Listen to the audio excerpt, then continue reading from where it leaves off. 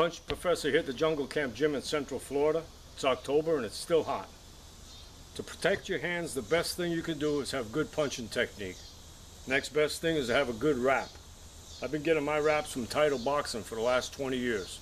They always got a good sale. Punching technique. Punching technique is what you need to have good punching power. You ain't gonna punch with power unless you have good mechanics of your body. Contrary to what you've heard, boxers are born, not made. That's not true. Through development, through practice, through the study of the mechanics of your body, connecting everything together and timing it right on to the punch is where you have punching power. It's in the mechanics of your body. Anybody could develop more power through the practice of developing the mechanics of their body into the punch.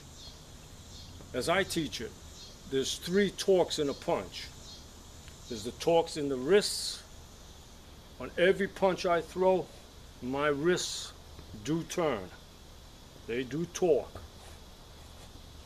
Whether it's uppercuts, whether it's hooks, whether it's crosses, or whether it's a jab, my fist, my wrist turn. Almost every punch, my hips, my torso turns. This is where a big piece of the power is. And on some of the punches, the home run punches, I engage the turn in my foot to bring around my hips all the more, to bring around my power. Power's coming out of my body. It's nothing I was born with. This is mechanics that I've studied and practiced. If you practice good mechanics, you will develop good punching power.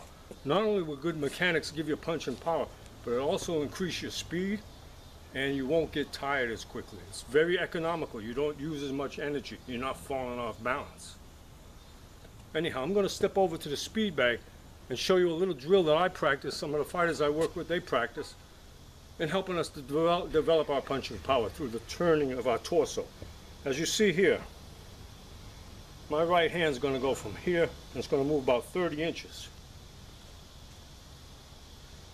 In the course of my hand moving from here to here, my arm never moved. My arm moved because it was attached to my torso, but I never moved my arm. I moved my torso. I'm delivering my power through my torso.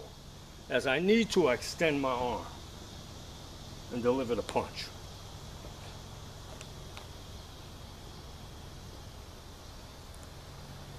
But as you can see, the majority of my travel is in my torso. That's where the power's at. It's here. Same with the hook. Coming back the other way. My left hand ain't going to move. It's going to travel from here to over here somewhere. Never moves. Stay locked to my hip. It's here. My hip's turning. My left hook.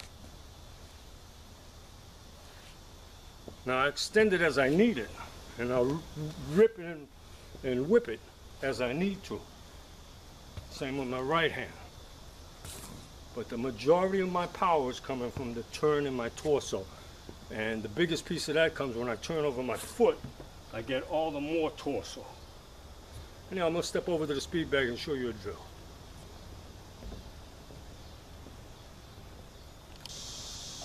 I'm going to use a speed bag drill to help me study the biomechanics, the mechanics of my body, power punching. I'm going to use a speed bag to help me study my power punch.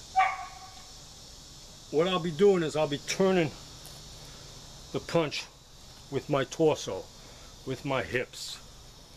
I'll be moving my hands just slightly, just so I can land the knuckles cleanly. But all the power is coming from my turn of my torso. Torque. Okay? Speed bag drill that I'm using to develop power.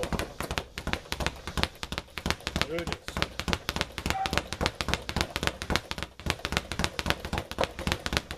Turning my torso.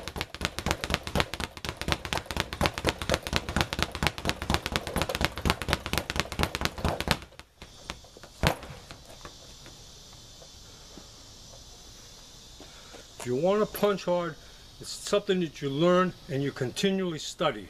Same way a golfer does his swing, same way the baseball player practices hitting home runs. It's not something you learn, it's something you continually study. The drill on the speed bag,